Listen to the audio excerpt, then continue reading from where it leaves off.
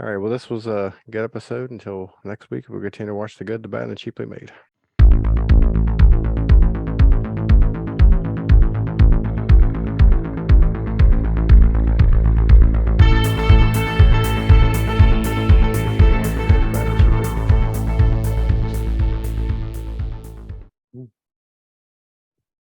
Yeah, I was wondering if I was going to have a lot to say about this movie. I mean, I enjoy it. It's just not one of these movies that you're gonna, That's exactly what I thought yeah, too. I'm not gonna pick it apart or anything. So Right. It's not.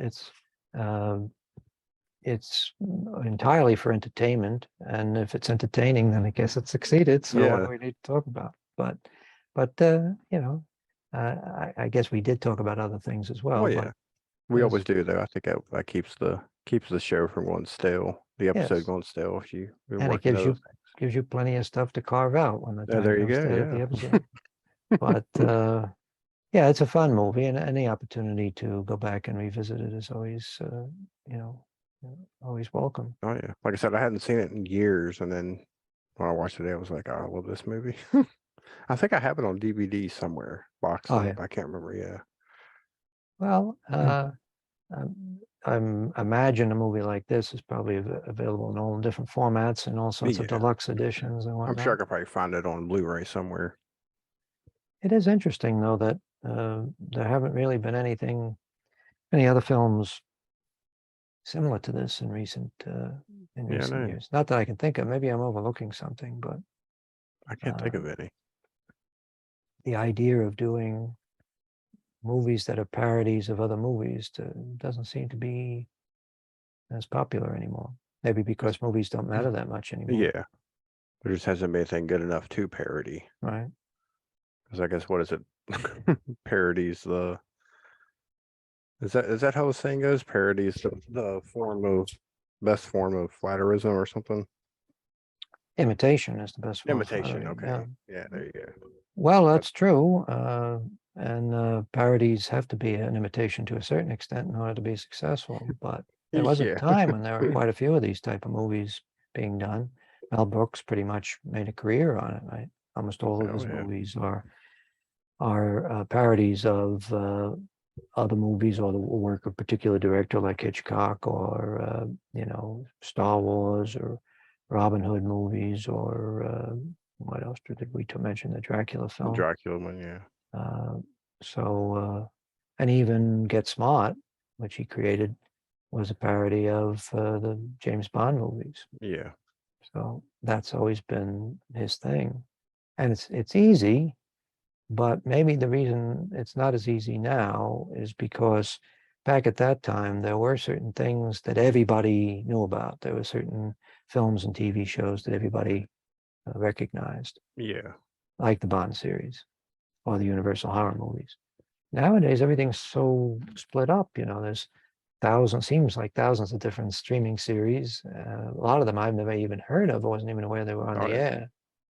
And so it's kind of hard. You could be watching something that's a parody of something, and you may not even know it, right? You're right. But it could also be that uh, there are times in comedy, just like there are times in music, certain decades, you have a run of years where you have certain, phenomenally important musicians, like Oh yeah. 60s and 70s, you had so many great rock musicians, and not so much, popular music doesn't really have much to go for, much going for it now, in my opinion. Uh, and maybe the same is true of comedy. Maybe there's a certain period, it might also be the 60s and 70s, when you look back on it, you see so many of the great stand-up comedians came from that period, like Oh yeah. George Carlin and Richard Pryor, and I always was fond of Robert Klein. He's not one that is spoken about too much anymore, but I always thought he was great. And then we got into the sort of deeper into the 70s, we started to get like superstar stand-up comedians like Steve Martin. He used to be able to sell out football stadiums. Oh yeah. Um, so, being a stand-up comedian was a big thing for a while. And I guess it still is, but to be honest with It's not you, as it's not as big as that it used to be. Doesn't seem to be as big. No, I No, mean, Dave Chappelle obviously has a big yeah, following. he's still big, but I mean, like you don't. It's not on TV as much. I remember growing up watching Caroline's Comedy Hour and Right. uh, what was the other one? There was another one. There's a famous comedy club. I think the guy named his name's Red or something. Improv, not the Oh, the Improv. improv. Yeah, right. And that would come on every night on A&E. I'd watch it all the time. HBO always had, stand up comedians every Friday. Well, maybe the problem is that comedy, like music, there's only so many variations on certain styles or themes. Yeah, And then after a while, it all just becomes very repetitive. And uh, you need somebody to come along every once in a while and to sort of shake things up. And we just haven't had that I happen. haven't had it. Yeah, I don't know. I don't know how, for music and for comedy, I don't know how we could do that anymore. This yeah, is similar to the problem we have with movies. The reason why some of the movies that we speak about as being great movies or important movies to us, the reason why they are important is because they came along at a particular point where there were certain taboos that could be shattered. There were certain uh, innovations that could be made because movies had been done a certain way for a length of time, and then somebody comes along and says, "Fuck that, let's do something yeah. Do completely it different." different. Yeah, But now everything, what other taboos can be thrown over? There's every innovation, every change that is conceivable, at least to me, to my small mind, has already been made. Right? oh yeah, I mean, we started with films that were made entirely in the studios, and then in the 50s and 60s, we started to see movies being made in real places, and that was important, right? That was a big change to suddenly get out of the studio, get out of a completely artificial environment and get into real places. That changed the way stories were told. It made them more effective. yeah. And then after the blockbuster era started, we started going back to doing everything in studios. And nowadays, everything seems to be affected in one way or another by the digital revolution. The Oh fact yeah. that all the In a movies have to go studio on a screen, not even a right, green screen anymore, just a gigantic television screen right, right. that they stand in front of. And all of those, that sort of change has to affect the type of movies and shows that they make, because Yeah. when you invest that much in that sort of setup, you want to make use of it. So you're going to Oh have yeah. people coming up with stories so you can use all this new technology. Even the way they acquire stuff nowadays, I guess that acquire is the term they use. Yeah. It's not like, it's just a completely different process from the way they used to do it, on film. So now we've reached a point where perhaps the technical innovations will continue, but it's kind of hard to see what the next big breakthrough in storytelling, or, Storytelling. Yeah. the craft of filmmaking is connected pretty closely to telling stories, right? I mean, there might be experimental or abstract movies that are important, but most of the movies that people care about and remember are the movies that tell an interesting and engaging story. So if we're at a point now where it seems like every story has been told in every Yeah. different way, and we actually are at a point where not only do you have Frankenstein, but you got a movie that makes fun of the Frankenstein. Yeah. So we've seen it all from both sides, now. So where do we go from here? You Yeah. I know? still say it all comes down to characters and decent dialogue. That's all you need. Yeah. I just thinking the other day, how about about that? And I was like, I remember watching and enjoying a movie about the guy that invented the automatic windshield wiper, and I'm like, it was a good movie. You know what I'm saying? Because it was you know, well written and the characters were good, and Well, didn't matter maybe, what the subject matter was, or that it was you know $1 billion movie. It didn't matter. yeah. We went through a period, I don't know if it's still true, but we went through a period where documentaries seemed to be enjoying a No, resurgence yeah, of interest. Maybe the reason why the documentaries were so interesting to people was because they were seeing stories that the studios would never bothered making movies about, right? yeah. I think I sent you along a link to that documentary about the guy. Talk about obscure. This guy became famous on YouTube when somebody leaked some video of him doing a promotional or an industrial film for what's the company that makes the campers? Big, anyway, Although Winnebago. Winnebago. I guess it was Yeah. Winnebago. Yeah. As a matter of fact, that's the name of the documentary. It's Winnebago Man. Anyway, this guy's these outtakes of him cursing when he's screwing up the lines became a sensation on YouTube when somebody, apparently the people that made the doc made these instructional videos with him didn't care for him that much, so they Yeah. tried to embarrass him or get him fired by releasing this stuff. And for years it was sort of handed around on videotape, and then when the internet came along, YouTube came along, it became a big hit on there. So here I am watching and enjoying a documentary about a documentary filmmaker trying to lure this guy out of his reclusive life, you know, and it was fascinating. Oh Not yeah. world changing, earth changing, but it's the sort of thing you would never see them make a, you know, a 20 million or $50 million movie Nah. about, right? It just doesn't have that much importance.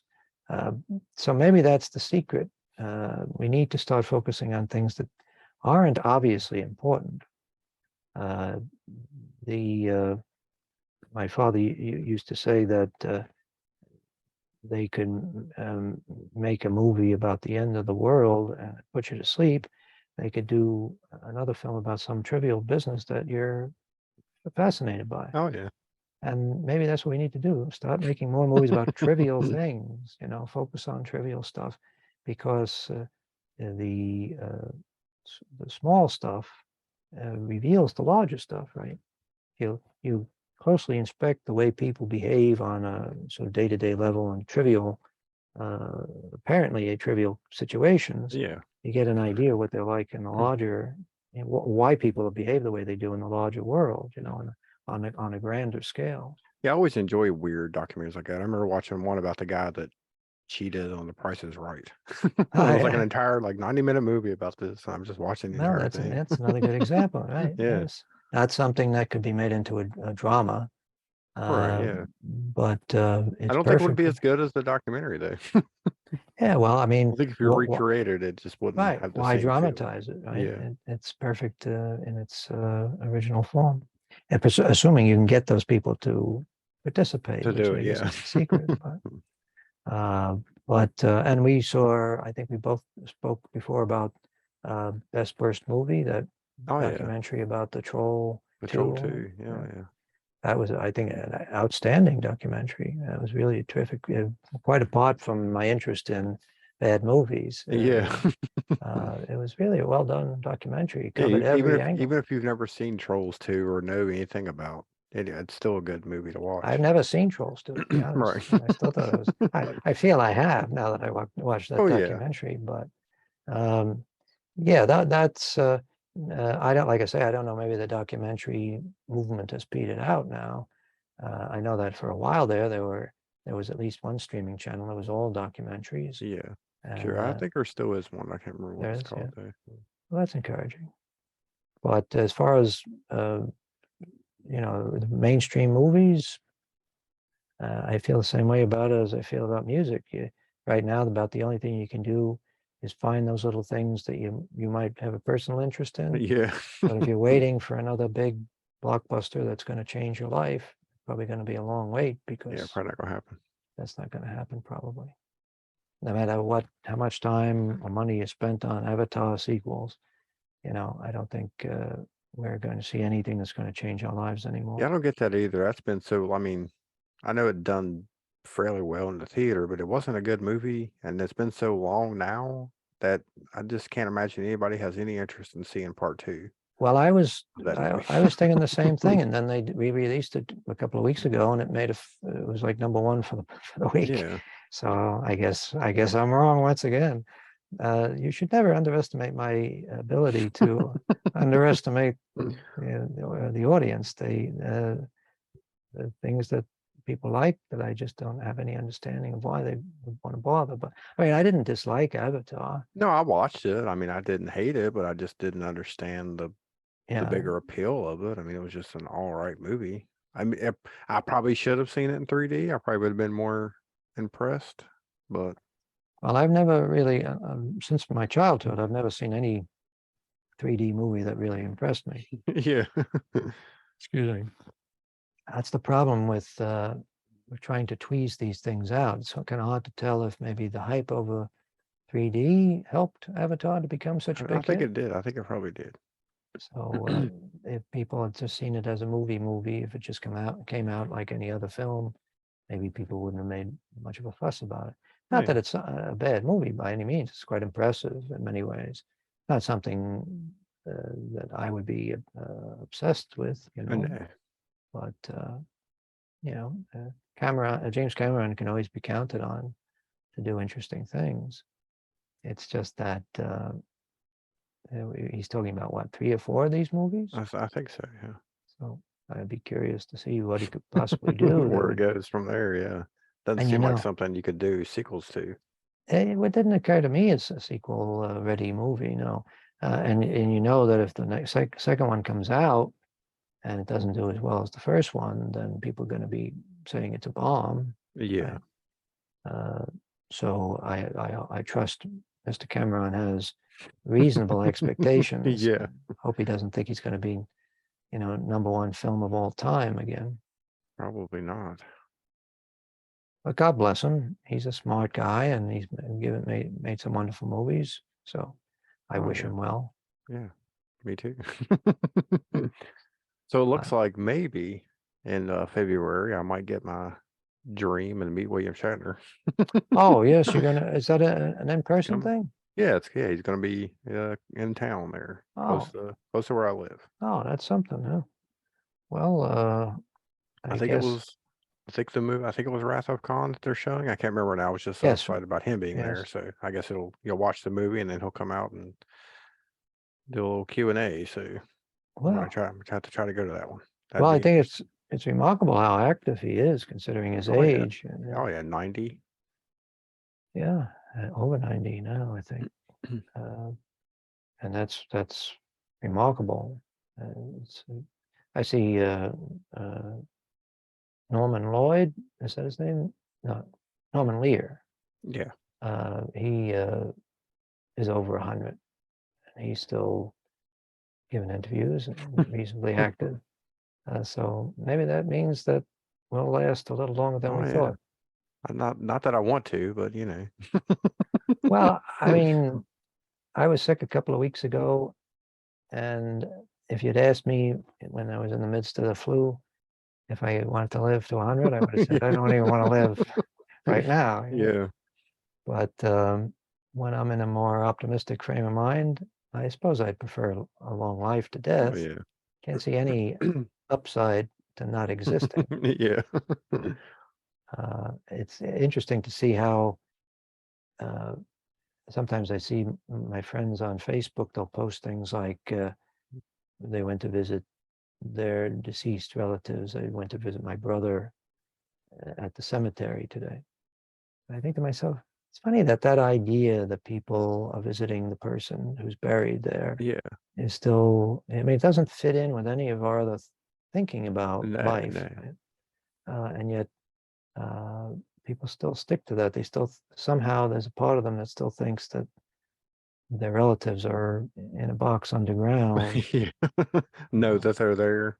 Yeah, and it sort of affects our thinking as well about how we want to, you get people say, oh, I want this to be done with my body and that to be, I want to be cremated and want my ashes to be. Why would you care? Yeah, you're not going to know. Right. Bury me under this tree, and I like to be on a sunny hill, or whatever. Yeah. I don't think that makes much sense. Why waste any time thinking about that at all? Yeah, it's just all stuff we do for the living, for the people that are still alive. It's pretty much the case. I mean, if it makes you feel better to go visit somebody's grave, I guess, then yeah. Well, I like cemeteries. Yeah, well, I do like too. Cemeteries better than I like parks. They're much more peaceful, and you don't have to worry about idiots riding their bikes all over the place.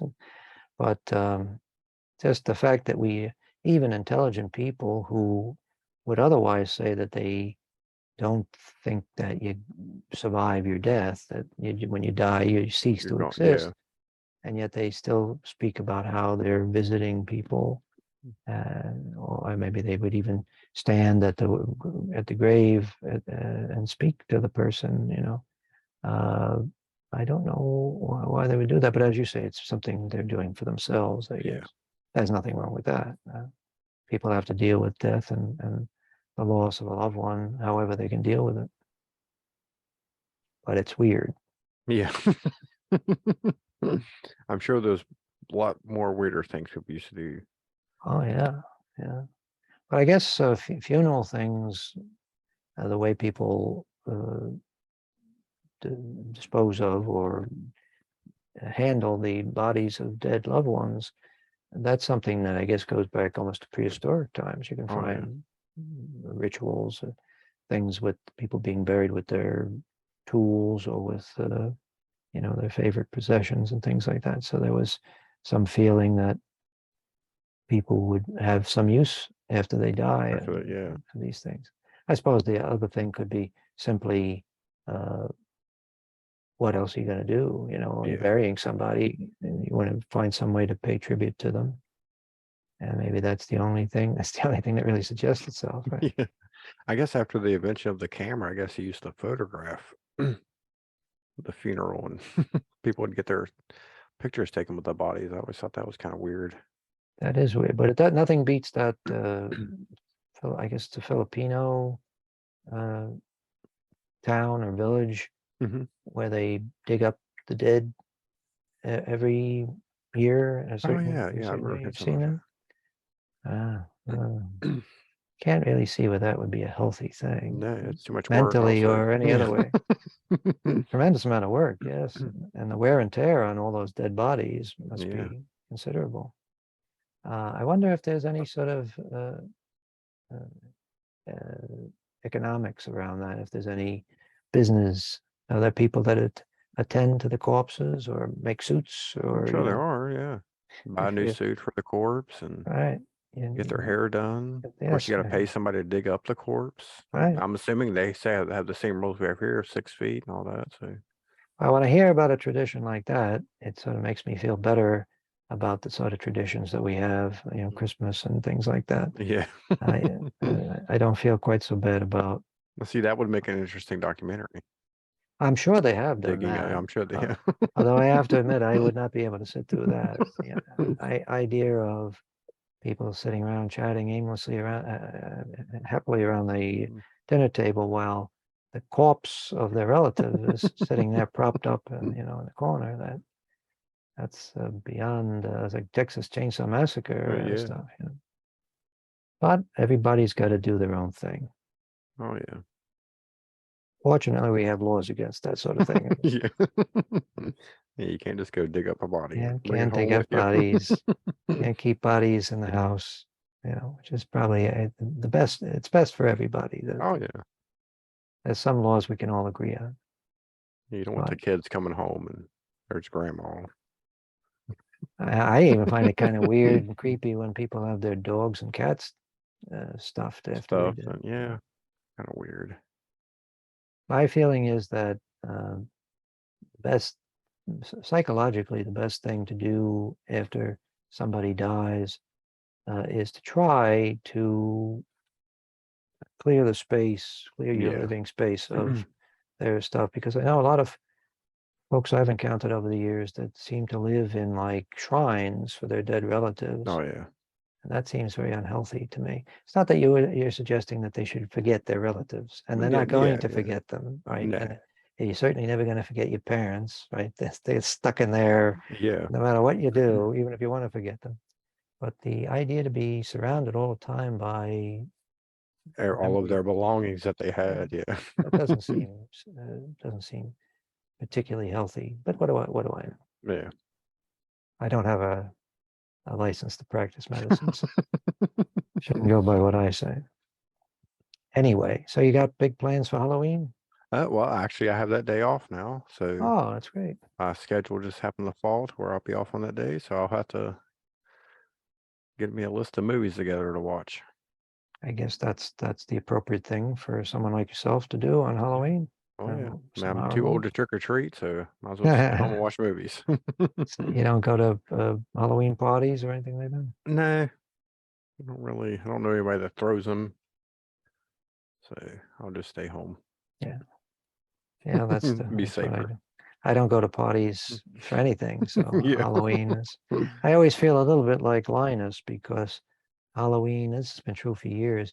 I always feel like I have the same sort of anticipation that he has about Halloween, thinking that this is the year that the Great The Pumpkin Great is going to Pumpkin. come. Yeah. And I think that show, that uh, cartoon, it's the Great Pumpkin, Charlie Brown, really does show what Charles Schultz thinks about these holiday things Yeah. generally. That it's a if you approach it with the right spirit, like all the other kids go out and they have a good time bobbing for apples, getting trick or treat. But the person who has this great anticipation of this wonderful thing that's going to happen, he's the only one that ends up disappointed. Yeah. So we shouldn't, just enjoy it and don't try to put any greater significance on it. Yeah. Funny thing is, and this is why I always liked Linus, uh, he's resilient. I mean, even despite his disappointment, he's ready for next year. Next year, yeah. Next year, the Great Pumpkin will be there. So it'd be interesting to check in on those characters nowadays and to see how they turned out. But yeah. I wonder how many years Linus had to be disappointed before he stopped Where you gave up. risking risking death by frostbite by Yeah. falling asleep in a pumpkin patch. But I always enjoyed the Red Baron part of that cartoon. yes, yeah. That was always a good Well, that's a good little example, side right? story. Snoopy is just doing his thing, enjoying the holiday in his way, and there's no larger significance to what he's doing. It's just fantasy, engaging in a fantasy. So I don't know. Maybe it was Joel Schultz trying to warn religious people not to Yeah. read too much into holidays or not to expect too much from holidays. Because when you stop and think about it, Halloween is a complete waste of time. Oh yeah. Like all the winter holidays, it just seems to be an excuse for eating and excessive drinking and Yeah. giving gifts, and also for things which might actually have some value, like a lot of the holidays. There seem to be traditions that involve colored lights Yeah. and different colored lights, whether it's the flame of a candle or a roaring fireplace or fireworks on the 4th of July. Colored lights have a psychological effect on people. They have, in the case of like uh, Christmas tree lights, they can have a soothing effect, right? Yeah. And so it's a healthy thing. So the holidays are maybe necessary for our survival. We need something in those cold months to keep us going until the better weather comes, especially if you're living in an area, which I assume you are, where you get pretty heavy Oh snowfalls, yeah, right? we don't get heavy snowfall every year, but when we do get it, we get it good. Get it good, yeah. Yeah. But it's And always cold. It's gonna be cold. it's Just going to we be may not get cold, a lot of right? snow. Yeah. And when you get past the 4th of July, when you get past the 1st of January, and you realize that there's really no more holidays, and you Yeah. got to go through all of January and February and March before you start getting better weather, that tends to be kind of a peak period. That's when Yeah. the seasonal, what they call Is seasonal depression. depression. Yes, Yeah. that's when that really sets in. I think the holidays, if they should have spread them out a little bit A more, little bit shouldn't better, they? yeah. Because we got them jammed up all at the end of December, like Thanksgiving. We know Thanksgiving, Well, especially October. the way they do it now. It's well, how many days we got till Halloween? Is it I what, guess about 2 weeks. 2 weeks? 2 weeks? Walmart, we already have our Christmas decorations out. All right, So they're just rushing it along. yeah. So you got 1 hour of fall, Halloween costumes, and then Christmas. And it's just like, let's get through one holiday first before we. And I get it. It's marketing, and they've got to get the stuff in there to sell. But Right. Yes, I mean, presumably it has to be just sold all before the over before holiday. you know it. Yeah. Well, Make a big fuss about it, and then boom, it's gone. I agree with you. It does seem, especially if you've lived a few decades on Earth, Yeah. you begin to find the constant repetition of this activity a little wearying. Oh yeah. I mean, I try to get into the holiday spirit, like Charlie Brown. I'd like to get into the holiday spirit, but uh, so often you find yourself like I remember one night a couple of years ago on Christmas Eve, I was walking around where I am. I'm close to Park Slope in Brooklyn here, walking through these very nice neighborhoods, and I realized that as I looked up and down the block, everything that had to do with the holiday was commercial. Yeah. The whole holiday was about buying and selling stuff. And I found that a little, well, I wouldn't say I found it depressing. I just sort of, it was a realization that finally sunk in Yeah. that everything in our lives now is about commercial stuff. It's all about money and all about selling things Yeah. or buying things. And I find that uh, I find it easier to deal with that now that it's sort of sunk in, and I realize that Yeah. that's the case. The sort of disquiet that people might feel about the holidays maybe is because they haven't really come to that realization fully yet. They have it in the back of their minds, but they haven't accepted it Yeah. finally as yes, this is a commercial thing. It has its good side. Can make us feel good, but it really is just about selling stuff. And I don't know what it would be otherwise. I don't know if they, I have some friends who are socialists, some that might even call themselves communists. I don't know how they can imagine that we'll ever go, no matter who ever gets elected, how we're Yeah. ever going to change from that, because we're all conditioned now to be commercial entities. Commercialized. Yeah. Yeah. That's why I like Halloween and Thanksgiving are probably my two favorites. They're not as commercialized as the big one. Yeah. Well, that's true. I mean, Halloween has become much more commercial in recent years. Yeah. It seems over the past couple of decades, it became much more of a opportunity for companies to sell beer and stuff like that. And But there's it's not also, as I don't know, it's not as in your face, I think, as the Christmas stuff is. Plus it doesn't last as long. well, that's true. Yeah, Christmas that's is weird. true. Like I said, we're already advertising Christmas now, and it's going to go all the way up and through. So, but it seems like Halloween and Thanksgiving are just over here and done. Yeah, that's true. You move on from it. Uh, Thanksgiving probably is the easiest holiday to deal with because Yeah, it doesn't really have as much commercial stuff attached to it. It's really more just about family. family and food. Yeah, Right? But Halloween, I have to admit, if we're going to have commercial holidays, Mm. I like the sort of frivolous feeling that Halloween has. Oh yeah, That serves no practical purpose, right? no, To go into a store and to see them hanging rubber monster masks on the racks, there's something kind of amusing and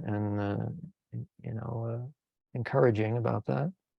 That we can, I guess, also for the children, yeah, because for kids, especially kids who maybe don't have the best home life, to have one day when they can, enjoy themselves and dress up and get some free get candy, some free candy. Yeah. yeah, that's not a bad thing. The candy might not be such a Yeah. great thing, but Well, I always enjoyed the free candy. when I was a kid, I enjoyed anything that was free. Yeah, Even if I didn't want it, I would take it if it yeah. was free. But best trick or treating I ever got was when somebody put a packet of Mars Attacks bubblegum trading cards in my. Yeah. This was the original release of them Yeah. back in the 60s, and that struck me as being almost like a gift from God. Yeah. You always had to get in the apples. That was always the worst thing. And then Yeah, well, kids don't like fruit. I can remember there was a house close by where we go to. They always gave out the little pocket Bibles. Oh God, And I'm yes, like, that's what you want. That's I'm surprised that's a house that anybody would yeah. go by. They probably got egged every year by the older kids.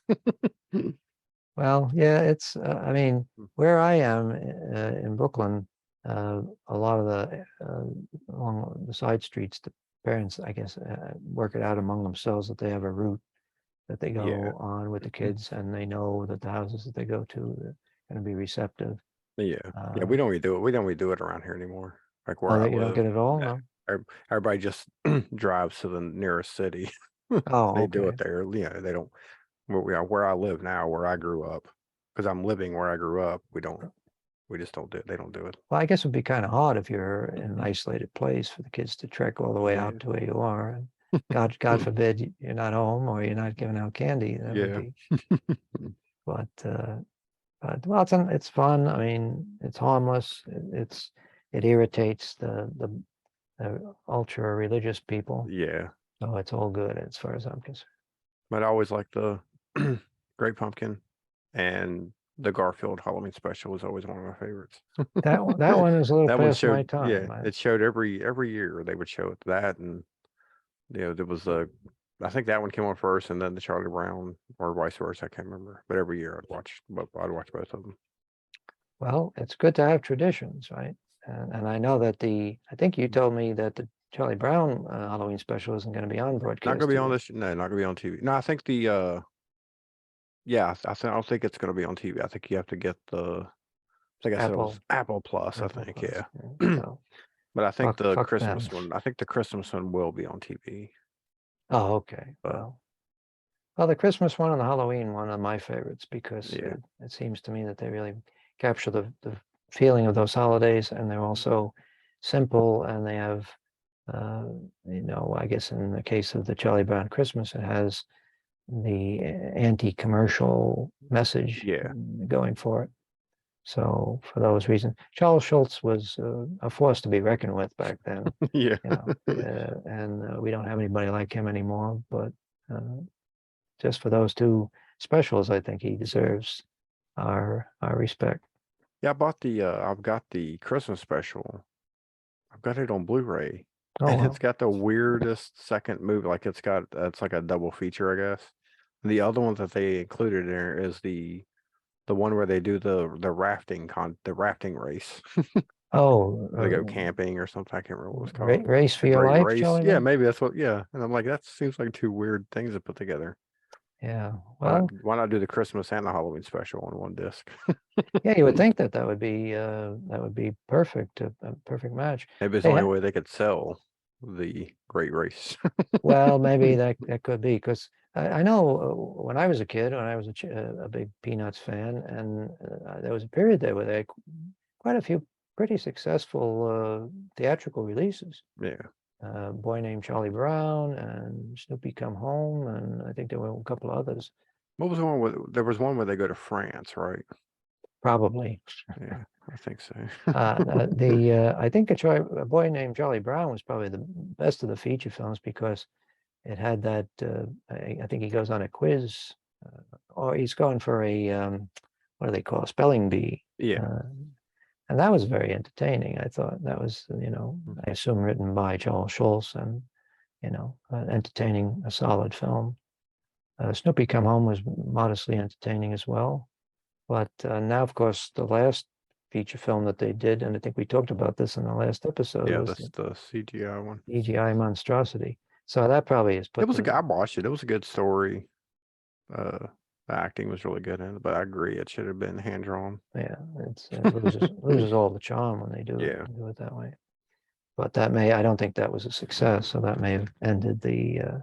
Yeah. And maybe young people or kids don't really care about Peanuts anymore anyway. I think after Apple Plus launch, I think they had a new Snoopy cartoon Oh yeah, on there, I think. I shudder to think what that Yeah. is like. That's like when they do these new, and I think they did one fairly recently, new Warner Brothers cartoons with the Bugs Bunny characters. And Yeah, it just doesn't look right. they just never get it, no matter how much effort, and I admire the effort, Oh yeah. and it's nice to see somebody trying, but they just don't, you can't recapture that. No. It's, it's a whole bunch of elements that were in place.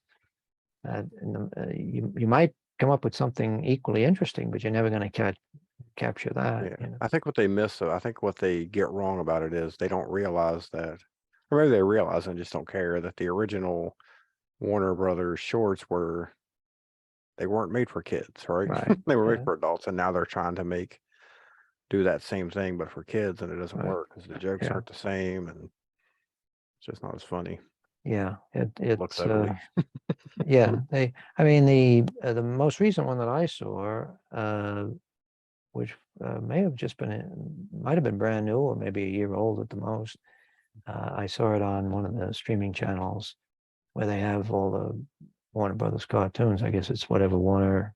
What does Warner have a streaming channel yet, or Well, they're under HBO oh, Max, under because HBO? Okay, Warner Brothers bought HBO, I right, think, or right. HBO bought it, Warner Brothers, something like that. So they have all the old Warner Brothers cartoons, Yeah, and they had this new one, and it looked to me more like they were imitating Ren and Stimpy. yeah, So that's nothing wrong with that, except we already have Ren and Stimpy, you yeah, know. I just don't, you know, it's sort of similar to what we were saying before. All this stuff has been done. There's no way to just going back and doing it again or trying to put some slightly different spin on what's been done before. It just doesn't work. There's no no, reason why people would want a slightly different version of stuff that they have ready access to. You know, we can go back and watch the originals. Why would we want yeah. some new, less good version? That's why I don't get the excitement everybody has for the Halloween movies. I'm just like, Yeah, I can't figure that it's out not, either. it's not the same. You're beating a dead horse. It's, Particularly with that concept. yeah, You know, it seems to me that the reason why the first film is successful is just the simplicity of it. Nothing is ever really explained. It's just that's what makes it frightening. yeah. When you have whatever 20 movies or whatever they had, and then and now you're thinking, well, let's just go back to the original and pretend like those other ones never happened. It's like, well, then I mean, that's obviously a problem. That Yeah. should just lead you to believe, like, let's just not even touch it at all. Well, If you need to feel like you need to just destroy what everybody else done sometimes I because you think, think it needs fixed, it's like, eh, yeah, if they're going back and they're changing stuff, one assumes if you go to see a movie, it's being done by the people that have the right to make those movies, and you yeah, would assume that they would be able to say this is canon. The story we're telling you now is the way you yeah, have it. But I don't know. It's the fans sometimes seem to think that stories are like entities, pre-existing things that are sort of like buried in the ground or hidden somewhere, yeah, and that the people who are making the movies or the TV shows, they just are the ones that are finding these things. yeah, As if it's something that actually, there's no story to Halloween other than the story that they're coming up with minute to minute, right? yeah, Each movie, it's some guy thinking, what the fuck can we do this time, right? yeah. How can we bring him back? Right. And the same is true of the Star Trek series and the Star Wars movies. It's not like adaptation, like Lord of the Rings, you could say at least, well, it's an adaptation of a book, right? Yeah, And so we know that it's eventually going to end. Well, it turns out maybe not. maybe not. Yeah, But at least as far as the original, The Lord of the Rings, we knew that that was an adaptation of an existing book. And at some point, the story would be told. And it would be presumably the movie would resemble the yeah, book in some way. But with these other things, it's like there's no there's no guidelines or rules. They can do whatever they want, and they might change their minds movie to movie. You know, oh yeah, it really just depends on whether or not the last movie was successful enough. You know, in a way, a series like a soap opera like Dark Shadows, which we talked about fairly recently, and that's that whole approach in its purest form. You know, they're telling a story and they're giving you little pieces every day, and they're giving you the impression that there's a story, but they're just one step ahead of you. You know, they're just coming up yeah, with these ideas yeah, practically just before they're turning the cameras on. yeah. And if they find that the audience is starting to drop off the story that they were spending all their time Just change it. developing, they just Yeah, give up on that. All those actors are out of work now, and we're on to something else. yeah, Uh, so it's that's that whole attitude in its purest form, although it's frustrating for the audience, I think, and that makes it interesting that soap opera audiences and some of these streaming series seem to have such loyal audiences, yeah. I know. considering how frequently one must be frustrated by the changes. Yeah, How yeah. about folks that, I was gonna I'm say I seen. Was it today or yesterday? I don't know. It doesn't matter. But they're making a sequel to A Christmas Story. I'm just like, oh yes, I saw that, like, yes. oh, I mean, I know they already had a sequel. It was like Right. a summer vacation movie back in the 90s or whatever. That's a bad But idea. this is like a direct sequel to, not even a direct sequel. I guess it's Ralphie's grown up now and moves back to the house or something. But I'm just like, why? Yeah, I can't see any And then point in like that. next year, are they going to show this one 24 hours a day for? That seems unlikely. They're going to try to force you to watch it, but I have a feeling the audience reaction won't be the same. Yeah, That movie also played at my theater when it opened, really. and it was not a big hit. No, I don't think it. I don't think it got. I don't think it became as big until TBS started showing I it think you're 24 hours right. a day.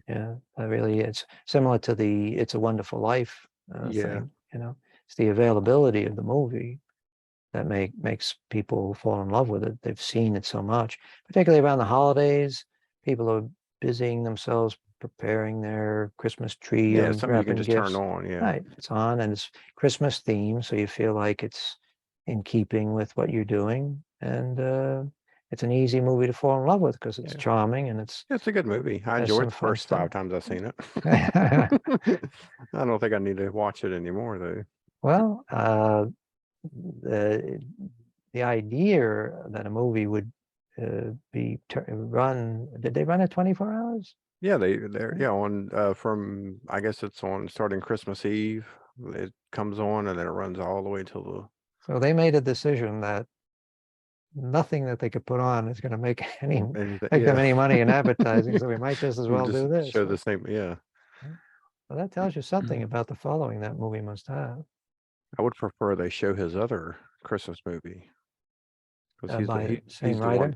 No, the Oh, Bob director, I think. Cook, Black Christmas. Yes, Yeah, the Black I'm Christmas. a big fan of that film too. They should Yeah. show that one 24 hours a day. And I'm one of the few people perhaps that really thinks that that's a film that is superior to Halloween. Oh yeah. There's some I mean, connection there. that's basically the first slasher if you think about it. It is pretty much, yeah. I mean, I don't know if Mario Bava had done Bay of Blood by that time, Right. Yeah. but it was certainly very early in the slasher movement. And it's a really well crafted film and has a tremendous sense of place and atmosphere and great cast and it's beautifully done. And you can enjoy it as a Christmas movie, Oh yeah. interestingly. It has more of a Christmassy feeling than a lot of other movies Yeah. that don't involve serial killers. But I prefer that. I know a lot of people are fans of Die Hard as a Christmas movie, but I prefer that to Die Hard, I think. No, Die yeah. Hard is too exhausting for me. All I that think that's just explosions. I think that was a meme that just got out of control, the whole Christmas thing. That Die Hard being a Yeah, Christmas movie, yeah, maybe so. because Yeah. technically Lethal Weapon's more of a Christmas movie because it actually takes place at Christmas and Oh, they that's actually right. play Yeah. Christmas music in it. The And doesn't he? opening it? song is Jingle Bells. Oh, that's right. Yes. Does he get dressed up as Santa Claus at some point, or am I thinking of the French Connection? Maybe I'm thinking of the French Connection. Yeah. I thought Mel Gibson got Yeah. into a No, he Santa doesn't Claus. dress up, but they have a Christmas tree and everything like that in it. So Well, it's interesting. So many of these movies are set around Christmas. It's yeah. I guess as we say, Christmas and Halloween are the great times to set your movie. Oh, yeah. It adds a certain amount of free atmosphere. Yep. Atmosphere and set direction. So we have to remember that next time we make a movie. Set it at Christmas time. Yes, Christmas or Halloween, one of the two. But well, I thank you for all the free advertising with the T-shirt. They No problem. really print that image Oh giant yeah, size. it's pretty big. It goes all the way down All the way there. down there. Yeah, is that the what do you wear? A large or a medium? Or? This is a large. Yeah. Well, I appreciate the advertising and hopefully well, I guess when you buy one yourself, you don't make any money from it, right? Yeah. If I buy one from my store, I get $2 from it. You get $2 from it? Oh, Yeah. that's a pretty good deal. Yeah. No, you can't go wrong. No. They overprice it just so that you Just so yeah. don't really benefit. Yeah. But, well, I'll get to work on a Sleepless Nights one. Oh yeah, yeah. That'd be a good one. As a matter of fact,